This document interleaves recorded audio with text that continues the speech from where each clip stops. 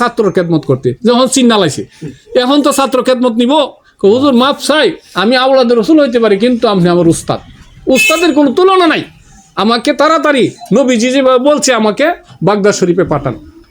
সঙ্গে সঙ্গে কি করব, ঠিক আছে বাবা যাও। গিয়া আসরের সময় বাগদাদ শরীফে পৌঁছে গিয়া দেখে আব্দুল কাদের জিলানী রহমাতুল্লাহ, আমরা মসজিদের মাঝে ইমাম সাহেব হুজুররা নামাজের পরে একটু তালিম দেয় না, হ্যাঁ কিছু কিছু মসজিদে তালিম দেয়, একটু বসেন সবাই, কিতাবি তালিম হবে, একটু বসেন, একটু জিকির হবে, একটু বয়ান হবে, দু একজন বসে কিনা। তা আব্দুল কাদের জিলানী রহমাতুল্লাহ বয়ান দিচ্ছেন, এই সময় গিয়া উনি গেটে দাঁড়াইছে, দরজার সামনে দাঁড়াইয়া চুপচাপ দাঁড়ায় রয়েছে, যেহেতু বয়ান চলতেছে। আমরা থেকে গেলাম, হুজুর কেমন আছেন, সালামু আলাইকুম, অমুক আমার পাঠাইছে, ডিস্টার্ব করলাম। উনি চুপচাপ দাঁড়ায়, আদব। এমনি উনি গাউসে পাক আব্দুল কাদের জিলানী রহমান ইশারা দিলেন, এই ডাইন দিকে কোনায় বসো। কোনায় কিন্তু সিট খালি, সুবহানাল্লাহ, একটা লোকে বসার জায়গা খালি, কোনায় বসো। বসছে, উনি সাথে সাথে গিয়ে বসে গেছেন। তখন মানুষ বিদায় করে দিছে বয়ানের শেষে, পরে খানকার ভিতরে নিয়ে গেছে, তোমাকে নবীজি পাঠাইছে আমার কাছে 40 দিন সিল্লা করার জন্য, কন্যা সুবহানাল্লাহ, সিল্লা করার জন্য, সিল্লা করে তোমাকে আমি আজমির শরীফ পাঠাবো, ভারতবর্ষে, যেখানে হিন্দু রাজা গৌর গোবিন্দ মানুষকে পিতৃরাজ অত্যাচার করে, এখানে পাঠাবো। হুজুর আমি যে আজমির শরীফ যাব আর আমাকে যে নবীজি পাঠাইছে, এটা কিভাবে জানলেন? প্রশ্ন করলেন। আমিও তোমাদের সঙ্গে মোরাকাবায় ছিলাম, কন্যা সুবহানাল্লাহ। উনি কিন্তু ইরাকের জমিনে, আর ওনারে ছিল মদিনা শরীফের জমিনে। এটা আল্লাহর ওলিদের জন্য কোনো ব্যাপার না। হযরত উমর রাদিয়াল্লাহু তাআলা মদিনা শরীফের মধ্যে ওনার খেলাফতের সময় উনি জুমার নামাজের খুতবা দিতেছে, এটা সমস্ত উলামায়ে কেরাম জানেন, স্বীকার করুক বা না করুক, কিন্তু সত্যই আকাশে চাঁদ আছে, অন্ধ লোকে দেখে না, কিন্তু এই জন্য কি চাঁদ নাই? চাঁদ অবশ্যই আছে। উমর বলতেছে, ইয়া সারিয়াতুল জাবাল, হে সারিয়া, পাহাড়ের দিকে সামলাও, কন্যা সুবহানাল্লাহ। তখনই সঙ্গে সঙ্গে সাহারিয়া রাদিয়াল্লাহু তাআলা আনহু সতর্ক হয়ে গেল, সমস্ত সৈনিকদেরকে খবরদার, পাহাড়ের পিছন থেকে কাফেররা আক্রমণ করতেছে, সবাই অ্যালার্ট হয়ে গেল, সতর্ক হয়ে গেল। মসজিদের ভিতরে সবাই কি মুমিন? বেঈমান আছে না? নামাজ পড়লে কি ইমানদার হওয়া যায়? বেঈমানও আছে, কিছু বেঈমান মানে একটু মুনাফিক, নামাজও পড়ে অবিশ্বাসও করে। তখন কিরে খানাকানি করতে, উমর যে মদিনার তাইকা সারিয়ারের ডাক লই, শত মাইল দূরে যুদ্ধ করতে গেছে, এত দূরে ডাকলো, কিরে এটা ব্যাপারটাকে একটু জিজ্ঞাসা করার দরকার। তখন তারা খানাকানি করে, কবে যুদ্ধ শেষ করে আইব আমরা জিগায়াম, খলিফারে পরীক্ষা করান, মনে মনে কইতাছে, খানাকানি করে একটা গ্রুপ। তখন যুদ্ধের তারিখ খবর পাইছে, তারা স্পাই লাগায় রাখছে, যুদ্ধ শেষ হয়ে তারা আসতেছে। তখন তারা কয়েক মাইল আগে পড়ছে, সামনে আগে কিও সারিয়া, তোমার যে খলিফা ডাক ছিল অমুক দিন অত তারিখে জুম্মার নামাজের টাইমে, তুমি কি শুনছিলা? সুবহানাল্লাহ কন্যা, দেখেন না কত বড় খারাপ, তুমি শুনছিলা? আরে সর্বনা, যদি খলিফাতুল মুসলিমিন আমিরুল মুমিনিন হযরত ওমর আমাদেরকে ডাক না দিতেন, তাহলে আমাদের মৃত্যু বরণ ছাড়া, পরাজয় বরণ করা ছাড়া, শহীদ হওয়া ছাড়া আর কোনো উপায় ছিল না। সুবহানাল্লাহ। উনি সতর্ক করার সঙ্গে সঙ্গে আমি সাথে সাথে শুনছি, তখন আমরা সতর্ক হয়ে গেলাম, পিছনের দিক দিয়ে আমরা রক্ষা করলাম, এবং নিশ্চিন্ত মতে আমরা বিজয় হয়ে আমরা মদিনা শরীফে চলে আসলাম। সুবহানাল্লাহ। না হলে আমরা মৃত্যুবরণ এবং পরাজয় বরণ ছাড়া কোনো পথ ছিল না। তখন এরা মুখটা ছোট হয়ে গেছে না, তাহলে শত মাইল দূর থেকে হযরত উমর রাদিয়াল্লাহু তাআলা তাদেরকে দেখছে এবং আওয়াজ দিছে, তারাও আওয়াজটা শুনছে। তখন এই তাদের অন্তরটা কেমন ছিল? এটাকে বলে তাজকিয়ে নফস, অন্তঃশুদ্ধি। এটা তরিকতের সবক, তাসাউফের সবক। হ্যাঁ, তাহলে খাজা মঈনুদ্দিন চিশতি রহমাতুল্লাহ বলতেছে, হে আল্লাহর ওলি আব্দুল কাদের জিলানী, আপনি কিভাবে জানলেন? আমিও তোমাদের সঙ্গে মোরাকাবায় ছিলাম। সুবহানাল্লাহ। এটা তাদের জন্য কোনো ব্যাপার না। এখন এই যে শত মাইল দূরে আপনি মোবাইলে কথা বলেন, আপনার বন্ধু শুনে কিনা? কোন তার আছে? কোনো তার নাই। ইতার বুঝেন তো? ইতার হলো যে বায়ুর তরঙ্গ মানে ঢেউ। ইতারের মাধ্যমে এটা যাতে আল্লাহ পাকরে যারা খুশি করছে, আল্লাহ পাকরে যারা হাত করে লেছে, তাদের কথা ইতারে শুনছে। ইতার এটা বহন করে নিয়ে গেছে, সেকেন্ডটাও লাগে না, চোখের পলকের আগে নিয়ে গেছে। এখন মোবাইলের কথাটা আপনার কাছে যেভাবে চলে আসে, এখন এই সময় এখন ছবি সহ দেখা যায়। এই বাইরে যান পোলাপান নিয়ে আসে না কেন? এখন ছবি সহ দেখা যায় কিনা? তে আল্লাহর ওলিরা আগেও দূরে থেকে ছবি দেখছে, এই যে চোখ বন্ধ করতে সঙ্গে সঙ্গে দেখা গেছে। আর এখন আমরা মোবাইলের মাধ্যমে ছবি দেখি কিনা? তো এটা যে দুনিয়াতে আসবে, এটা আল্লাহর ওলিরা বহুত আগে এটা দেখা গেছে। আর আমরা এখন যন্ত্রের মাধ্যমে দেখতেছি। এর চেয়ে বড় যন্ত্র আমাদের ভিতরে দিয়ে রাখছে আল্লাহ সুবহানাল্লাহ। তখন ওই বড় পীর সাহেবের দরবারে উনি 40 দিন চিল্লা করলেন। 40 দিন চিল্লা করে 13টা রুটি দিছিলেন আর 13টা কুরমা দিছিলেন। হ্যাঁ, উনি এই 13টা রুটি 13টা কুরমা সব খাইতে পারে নাই। চিল্লা 27 দিন উনি রোজা রাখছেন সুবহানাল্লাহ। 27 দিন রোজা রাখছেন, না খায়া রোজা। 13টা রুটি দেখি 40 দিন চলা যা, মানে উনি পরীক্ষার জন্য দিছে। পরে দেখা যায় রুটি গুলা রয়ে গেছে, একটু কোনা কানা খাইছে, সময় নাই। তো মইনুদ্দিন হুজুর সময় পাইছি না খাওয়ার সুবহানাল্লাহ। তাহলে কি তালিমটা দিছে। 13 দিন পর এশার নামাজের পরে 40 দিন পর এশার নামাজের পরে বলতেছে যে বাবা তুমি এখনই রওনা দাও। হুজুর কই যাইমু? হিন্দুস্তান। হিন্দুস্তান মানে বর্তমানে বর্তমানে ভারত, হিন্দুস্তান, ইন্ডিয়া। তো এত দূর আমি কিভাবে যাবো? রাস্তাঘাট চিনি না। একটা মোমবাতি দিছে, এই যে মোমবাতিটা দিলাম, এই মোমবাতি নিয়ে যাবো। হুজুর এটা কি কোন? শত শত মাইল, হাজার হাজার মাইল মোমবাতি নিয়ে। হ্যাঁ, এটা নিয়ে তুমি যাবা। মোমবাতি যেখানে শেষ হবে সেখানেই তোমার আস্তানা সুবহানাল্লাহ, সেখানেই তোমার আস্তানা। তো হুজুর এটা তো বাতাসে নিবাই লাইব মোমবাতি। এটা আব্দুল কাদির জিলানি ধরাইয়া দিছে সুবহানাল্লাহ। বাতাসের ক্ষমতা নাই নিবাইতে, কারণ এটা আল্লাহর হুকুম আছে, বাতাসের ক্ষমতা নাই। তখন খাজা মঈনুদ্দিন চিশতি রহমাতুল্লাহ মোমবাতি হাতে নিছেন, নিয়ে রওনা দিছেন। এটা তো একটা শু আর কি, একটা উসিলা। উনি ইচ্ছা করলে চোখ বন্ধ করো, চোখ খুলো, মোমবাতি একটা উসিলা। আরে মোমবাতিতে কতক্ষণ যাওয়া তখন তো মোমবাতিকে শেষ হয়েছে, সঙ্গে সঙ্গে দেখা 2জন খাদেম হাজির হয়ে গেছে। হুজুর আমরা আপনার খেদমতে 40 দিন আগে থেকে হাজির আছি এই জঙ্গলের ভিতরে, এই আজমির শরীফের জঙ্গলে 40 দিন আগে থেকে আমরা এখানে হাজির। গাউসে পাক আব্দুল কাদির জিলানী রহমতুল্লাহ আলাইহি আমাদেরকে পাঠাইছে আপনার খেদমতে থাকার জন্য। তো চিন্তা করেন, আল্লাহর ওলি যারা, আল্লাহকে যারা ভালোবাসে, তাদের কোনো সমস্যা আছে? এই যে আগেই বললাম লা খাউফুন আলাইহিম ওয়া হুম ইয়াহজানুন, তাদের কোনো চিন্তা নাই, তাদের কোনো ভয় নাই, তাদের কোনো পেরেশানি নাই, তাদের সমস্ত ব্যবস্থা আল্লাহ কইরা রাখে। তখন উনি গিয়ে আনার সাগর থেকে, এই যে আনার সাগরের নাম শুনছেন না, 1 লোটা পানি আনাইছে। এখন আমরা খাজার নাম দিয়ে গাঁজা খাই, ঠিক না? উরুস করি। উরুস বলতে কি বুঝি? গান বাজনা, গাঞ্জা খাওয়া, হ্যাঁ, নাচানাচি, লাফালাফি না, এটা উরুস না। উরুস হলো ফার্সি শব্দ, এটার বাংলা হলো আশেক এবং মাশুকের মিলন। কন্যা সুবহানাল্লাহ। আশেক এবং মাশুকের মিলন, প্রেমিক এবং প্রেমিকার মিলন, প্রেমিক এবং প্রেমাস্পদের মিলন। হ্যাঁ, এটাকে উর্স বলা হয় ফার্সিতে। এখন আমরা উর্স বলতে গান বাজনা বুঝি, গাঞ্জা খাওয়া বুঝি, নাচানাচি বুঝি না। উর্সটাকে ভালো নজরে দেখতে হবে, খারাপ নজরে। আমি কাজটা করতেছি খারাপ, কিন্তু জিনিসটা খারাপ না। কাজটাকে আপনাকে প্রতিহত করতে হবে। 1 লোটা পানি এনে দিলেন, ওযু করলেন, তাহাজ্জুদের নামাজ পড়লেন তাদের কিনে, সুবহানাল্লাহ। উনি তো এশার নামাজ পড়ে রওনাই দিছে, তাহাজ্জুদ পড়ে তাদেরকে নিয়ে জিকিরে বসছেন, কোরআন তেলাওয়াত কইরা জিকিরে বসছেন। সঙ্গে সঙ্গে হাজার হাজার হিংস্র প্রাণী, বাঘ ভাল্লুক, হরিণ, যত প্রাণী জগৎ আছে সব আইসা ঘেরাও কইরা বৈশা গেছে, আমাদেরকে দইরা খাইবো, ঠিক না? আর ওনাকে দেখে বৈশা গেছে, বৈশা তারা চোখের পানি ছাড়তেছে, চোখের পানি ছাড়তেছে। তখন বলতেছে হুজুর, তাদের ভাষা, আল্লাহর ওলি তাদের ভাষা বুঝতেন, হুজুর আমাদেরকে আপনি রক্ষা করেন। কেন? এখানে পৃথ্বীরাজ নামক একটা খারাপ লোক আছে, সে এলাকার বাদশা, সে তার লোকজন নিয়ে আইসে আমাদেরকে ধইরা নিয়ে যা, নিয়ে আমাদেরকে খায়া ফেলা, মাইরা ফেলা। এখন আমরা খুব অশান্তিতে আছি। আল্লাহ আমাদেরকে একজনেরকে খাওয়ার জন্য আরেকজনের উপরে জায়েজ করে দিছে, এতে আমাদের কারো কোনো কষ্ট নাই, এটা আমাদের খোরাক, রিজিক। কিন্তু কোনো মানুষের ক্ষতি আমরা করি না, কিন্তু মানুষ আমাদের ক্ষতি করে। আমরা এখানে খুব নির্যাতনে আছি, আপনি যেহেতু আইছেন আমাদেরকে আপনি আগে রক্ষা করেন। আমাদের মন বলতেছে আপনি আমাদেরকে রক্ষা করতে পারবেন। তখন খাজা মঈনুদ্দিন চিশতি রহমতুল্লাহ বলছেন, তাহলে তোমরা একটা কাজ করতে হবে। কি? আমি একটা কালাম পাঠ করব, তোমরা আমার সঙ্গে করতে হবে। কি? হুজুর বলেন। তখনই বললেন লা ইলাহা ইল্লাল্লাহু মুহাম্মাদুর রাসূলুল্লাহ সাল্লাল্লাহু আলাইহি সাল্লাম।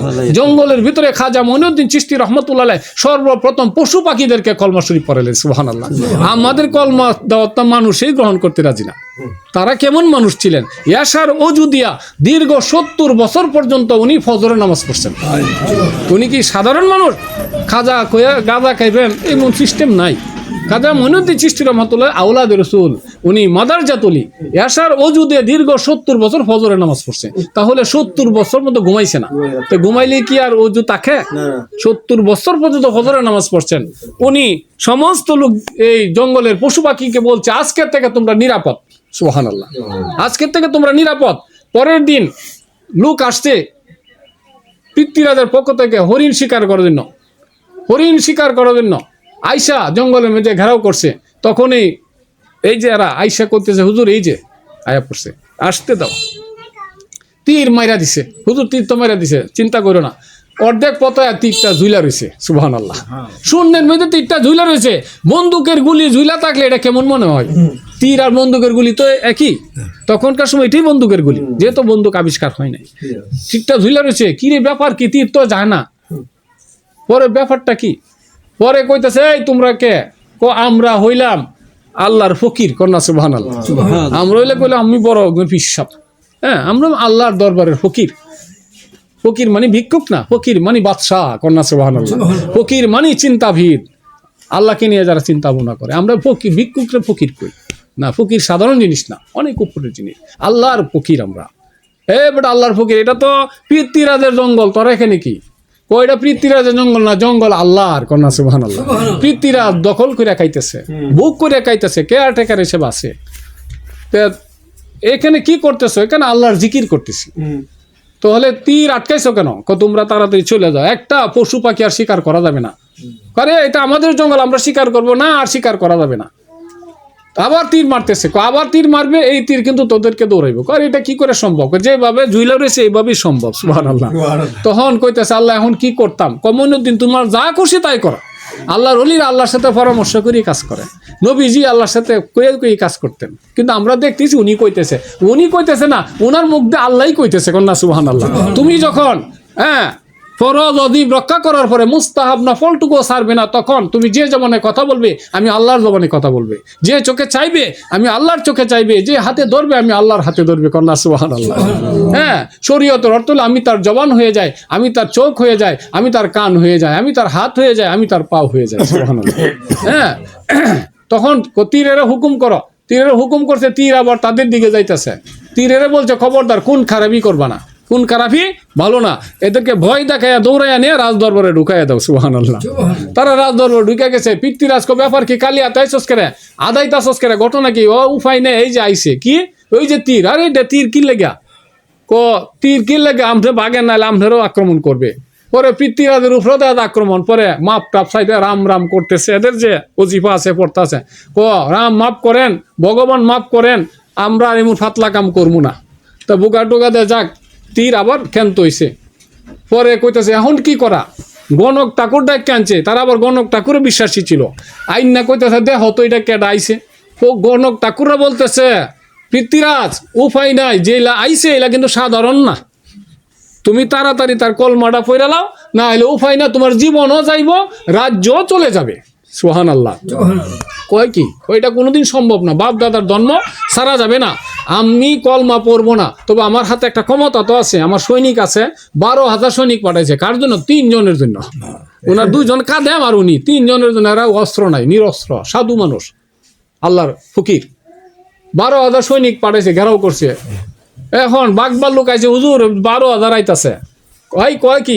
হ্যাঁ, এই যে আপনার তীরে যে দৌড়াইছে 12,000 আইতাছে, আপনারা মারবো, আমরাও মারবো। চিন্তা করো না, তোমরা আমার কাছে বৈশা থাকো। আল্লাহর ডাক, আল্লাহ এখন কি করতাম? মঈনুদ্দিন তোমার যা খুশি তুমি করো, আমি তোমার পক্ষে আছি, সুবহানাল্লাহ। আরে আল্লাহ যদি আপনার আপনার পক্ষে আল্লাহ আছে, তাহলে আপনি একটা তৈবেন শত্রু সব কেমত করে পালামো, ঠিক না? জীবনের প্রতিশোধ নিয়ে আলেমু সুযোগ পাইলে, তাই না? আর আল্লাহর ওলিরা কমার নজরে দেখতেন, তোমার পক্ষে আছি, তুমি করো কিছু। ঘেরাও করে লাইছে 12,000। এখন কইতেছে করম, ব্যাগের তে 2টা, এই যে জুলনার ভিতরে 2টা করম আছে, জৈতুন কাঠের, মতান্তরে সেগুন কাঠের। আগের মানুষ করম পড়তেন, আপনারা যারা বয়স্ক লোকেরা দেখছেন করম পড়তেন। হ্যাঁ, সুবহানাল্লাহ, সুবহানাল্লাহ। ভাই নিজেও পড়ছেন, করম পড়তেন। তো এই করম 2টা বাইর করছে, বাইর করে করম রে, আমার তো কোনো অস্ত্র টস্ত্র নাই, আমি কি দিয়ে মোকাবেলা করব? এই যে 12,000 আইতাছে, এখন তোর আর পক্ষ থেকে কি করার আছে? করম রে কয়, কোন তো কাঠের করম কথা কইতারে। আল্লাহ কয়, এ করম তোর জবান আমি কুইলা দিলাম, তুই আমার মঈনুদ্দিনের সাথে কথা কস। সুবহানাল্লাহ। খাজা মঈনুদ্দিন চিশতি রহমাতুল্লাহর সাথে কথা, হুজুর আপনি হুকুম করেন কি করব? করম বলতে হুকুম করেন, কথা হইলে তোরা এদের সাথে মোকাবেলা কর। এরা তীর মারতেছে, তীর মারার ভিতর দিয়ে গিয়া করমে গালের মধ্যে বাড়ি মারে, মাথার মধ্যে বাড়ি মারে, নাকের মধ্যে বাড়ি মারে, চোখের মধ্যে বাড়ি মারে। খবরদার কোন করিস না, সুবহানাল্লাহ কন্যা। আরে এরা তীর তুই তো এরা লাফায়া জমিনে পড়ে যাবে, কিরে করমে বাড়ি মারে, কিরে এটা কিতা? 12,000 কপাল চোপাল মাথা উতা সব ফাটাই লাইছে, কিরে তোর গালো রক্ত হারে, করে তোর এনে রক্ত হারে, কলে করমের বাড়ি, আমারও করমের বাড়ি। আরে 2 করম 12,000 দে বাইরেছে সুবহানাল্লাহ কোন এখন উপায় নাই দৌড় শুরু করছে জঙ্গল থেকে রাজার দর কাছে রাজা কয় ব্যাপার কি তোমাদের নাক মুখ ফাটাইল কেন করা হইল নয় যে আইতাছে 2 হান তোমার মাথার উঠে ছায়া দেহ ছায়া দিয়ে পৃথ্বীরাজের মাথার উঠে 2টা ঘুরতাছে আরে এটা কি তা আমরা এই 2 আরে 2 করমের বাড়িকা হ্যাঁ কাপুরুষের দল দেখ কাপুর বীর পুরুষ বাইর করবো এখনই এরপরে পৃথ্বীরাজে কয় কি আমার কাছে তলোয়ার আছে না তলোয়ার লইবার আগেই পৃথ্বীরাজে সাফা সোফা ভেঙে লাইছে বাইরে সুবহানাল্লাহ রাম রুম কয়া পরে ঘর থেকে বাইরে গেছে আর আল্লাহর ওলি বলে দিছে খবরদার দৌড়ে রাজ দরবারে ঢুকাইবে পৃথ্বীরাজেরও 2-4টা দিবে কিন্তু মারিস না সুবহানাল্লাহ কোন কারাবি ভালো না সঙ্গে সঙ্গে এখন কি করা যায় আনা সাগরের পানি বন্ধ করে দিছে একটা বুদ্ধি তো আছে কারণ মুসলমানকে দুর্বল করতে হলে পানি বন্ধ করতে হবে যে ফুরাত নদীর পানি কারবালার ময়দানে ইয়াজিদ বাহিনী বন্ধ করছিল না বন্ধ করে দিছিল এই পানি বন্ধ করে দিলে ওযু হবে না গোসল হবে না নামাজ হবে না পানি ছাড়া কিছু হবে পবিত্রতার মূল হলো পানি আল্লাহ পানি তো বন্ধ করে দিছে মইনুদ্দিন তুমি যা খুশি করো তখন ওই বিজন এলাকা দেয়া 1 লোটা পানি উনি নিজে আনছে মতান্তর এক শিষ্যকে দিয়ে আনাইছেন আনানির পরে আল্লাহ এখন কি করতাম তুমি যা হুকুম করো পানি আনা সাগরের পানি সমস্ত পানি তুই আমার লুড়ার মধ্যে চলে আয় এটা কি করে সম্ভব আল্লাহ পারে লুল্লি মায়ুরিদ আমি যা ইচ্ছা তাই করতে পারি তা আল্লাহর ওলিরা যে জবানে কথা বলে আল্লাহর জবানে কথা বলে সুবহানাল্লাহ সমস্ত আনা সাগরের পানি লুড়ার ভিতরে চলে আসছে কিরে পানি গেল আনা সাগর মরুভূমি মানুষ কইতেছে কৃষকরা বলতেছে পানি নাই আমাদের জমি শুকায় গেছে করানা ফাইটা গেছে এ বাদশা তুমি পানির ব্যবস্থা করো নইলে আমরা তোমারে মানি না কেন পানি কই কোখানে এক সাধু হয়েছে সাধু নাকি পানি সব লুডার ভিতরে ঢুকাই লেছে আর এটা কি কয় 1 লুডার মধ্যে সব পানি ঢুকানো যা এটা কি সম্ভব হ্যাঁ সাধু করছে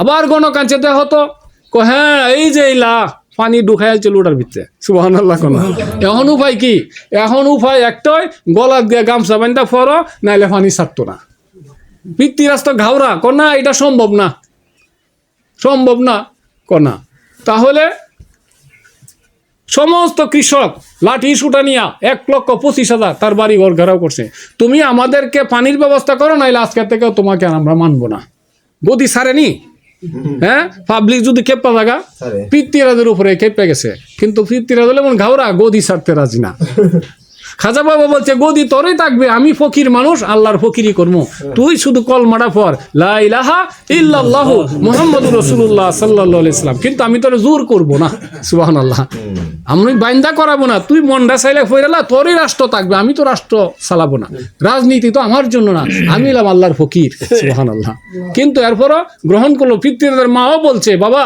তোর বাবাও এক গণক দে গণাইছিল মানে একটা সময় আসবে একজন সাধক আসবে মুসলমানের মধ্যে যদি তুই তারা মাইনালা তোর রাষ্ট্র টিকবে তুইও টিকবে নইলে তোর রাষ্ট্র ধ্বংস হবে তুইও ধ্বংস হবে মার কত পৃথ্বীরাজ মানে নাই নাউজুবিল্লাহ কত বড় জালিম এরপরে ফকিরের কাছে গিয়া আল্লাহর ওলি খাজা বাবা সৃষ্টি রহমতুল্লাহের কাছে গিয়া সমস্ত পাবলিক 1,25,000 হুজুর আমরা আইসা পড়ছি গর্ব ইয়োর সাথে পৃথ্বীরাজের সাথে আর আমরা নাই এখন আমাদের সাথে আছি আমাদেরকে বাঁচান আমাদের সব শেষ হয়ে যেতেছে জমি জামা তখন আপনি যা বলবেন তাই আমরা করব তাহলে বাবা রে আমি কোনো টাকা পয়সা চাই না আমি কোনো সেবা যত্ন চাই না তা কি চাইন হুজুর বলেন আমি খালি একটা নাম তোমরা রে কইবো এইটা আমার সাথে কইবা আর আমি যে কইবে তোমরা চলবা তোমাদের কাজ তোমরা করবা কি হুজুর কি বলেন তাড়াতাড়ি বলেন লা ইলাহা ইল্লাল্লাহু মুহাম্মাদুর রাসূলুল্লাহ সাল্লাল্লাহু আলাইহি সাল্লাম এই কলমা শরীফ তুমি পড়ো তখন 1,25,000 হিন্দু এক বাক্যে বললেন লা ইলাহা ইল্লাল্লাহু মুহাম্মাদুর রাসূলুল্লাহ সাল্লাল্লাহু আলাইহি সাল্লাম এবং প্রতিদিন তোমরা সময় পাইলে আমার কাছে আসবা কিছু দিনের তালিম নিবা এলেম শিক্ষা করবা সূরা কেরাত জিকির আজকার শিক্ষা করবা আর তোমাদের কৃষি কাজ তোমরা করো এই লুডার পানি আমি দিয়া দিলাম আনা সাগরে সঙ্গে সঙ্গে আনা সাগর ওর পানিতে ভরপুর হয়ে গেছে সুবহানাল্লাহ তাহলে এক বাক্যে 1,25,000 এইভাবে উনি 90 লক্ষ মতান্তরে 99 লক্ষ কাফের উনি মুসলমান বানাইছেন সুবহানাল্লাহ তাহলে এই হলেন খাজা মঈনুদ্দিন চিশতি রহমতুল্লাহ ওনার কথা বলে শেষ করার ক্ষমতা আমার নাই কারণ মাসের মাস শেষ হয়ে যাবে কিন্তু ওনার জীবনই শেষ হবে না আল্লাহ পাকের ভালোবাসা যারা পাইছে আল্লাহ পাকের মহব্বত যারা পাইছে তাদের কোনো তুলনা নাই এই জন্য আল্লাহর ওলিদেরকে ভয় করতে হবে আল্লাহর ওলিদেরকে মানতে হবে আল্লাহর ওলিকে মানলে আল্লাহ খুশি আপনার বন্ধুরে যদি আমি 1 কাপ চা খাওয়াই আপনি উনলে আমার প্রতি খুশি না ভাই আমার দোস্তের লয় আপনার ভালো সম্পর্ক হ্যাঁ সুবহানাল্লাহ। কি আল্লাহর বন্ধু যারা, আল্লাহর ওলি যারা, তাদেরকে যদি কেউ ভালোবাসে আল্লাহও তাদেরকে ভালোবাসে। কারণ যেহেতু আল্লাহ হলো নিরাকার, নিরালা, আল্লাহকে সরাসরি পাওয়া যাবে না, একজন বন্ধুর মাধ্যমেই পাইতে হবে। সুবহানাল্লাহ। এই জন্য শিরক হইব না, সবকিছু শিরক না। মূর্তি পূজা করলে শিরক হইব, কিন্তু আল্লাহকে ছাড়া অন্যকে আল্লাহ মানলে শিরক হইব, কিন্তু একজন আল্লাহর বন্ধুকে মানলে শিরক হইতো না। এটা বুঝতে হবে, কইলে শিরক না, শিরক তো কাজ না। হ্যাঁ, আর এই গাড়িটা যদি না থাকতো আমার উপায় আসিন না, এটা শিরক হয় না? আর হুটটা যদি বিদেশ না থাকতো আমার উপায় আসিন, এমন এটা শিরক হয় না? বা এই ক্ষেতটা না থাকলে আমার উপায় আসিন না, এটা শিরক হয় না? কত শিরক হইতেছে, এখনো শিরক নাই। কিন্তু যখন ইবাদতের মাধ্যমে কিছু করতে চান তখন এনে শিরকের ফতোয়া আসে। এটা কিন্তু শয়তান এই জায়গায় দেয় যাতে আপনি ভালো কামটা না করতে পারেন। হ্যাঁ, এই জন্য শিরক এত সস্তা না। একমাত্র শিরক হবে যদি আল্লাহকে ছাড়া অন্য কাউকে আল্লাহ মানেন, তাহলে শিরক হবে। আর কোনো শিরক নাই। ভুল ত্রুটি হইতেই পারে মানুষের জীবনে, ভুল হইলে আল্লাহ মাফ করবে। আর সুপারিশের জন্য আমার নবীজি আছেন, নাইলে নবীজি থাকতো না, সুপারিশের কোনো প্রয়োজন হইতো না। সমস্ত উম্মত ভুল করবে, ভুল থেকে তাকে মুক্ত করার জন্য, আপনি আসামির থেকে খালাস হওয়ার জন্য, জামিন নেওয়ার জন্য কোর্টে উকিল আছে না? উকিল যদি টাকা না থাকে সরকারি উকিল আছে, মাগনা মুভ করে দেবো, সিস্টেম আছে না? তা আমার নবীজি হাসরের ময়দানে আমার জন্য, আপনার জন্য মাগনা মুভ করবেন। কন্যা সুবহানাল্লাহ। যাই হোক, এই আলোচনা বলে শেষ করা যাবে না। আমার দুপুরের সময়, খাওয়ানোর সময়, হ্যাঁ, কিছু দূরের লোকজন আসে, এই জন্য আমি দিনের বেলা প্রোগ্রামটা করি। আল্লাহ রহমত করে বাঁচায় রাখলে ইনশাল্লাহ আর কোনো প্রোগ্রাম আপাতত নাই। ইনশাল্লাহ আল্লাহর রহমতে মুহররমের সময় আবার প্রোগ্রাম আছে। কোন আল্লাহুম্মা আমিন। হ্যাঁ, আল্লাহ যেন আমাদেরকে সকলকে কবুল করেন। সাল্লাল্লাহু আলা মুহাম্মাদ সাল্লাল্লাহু আলাইহি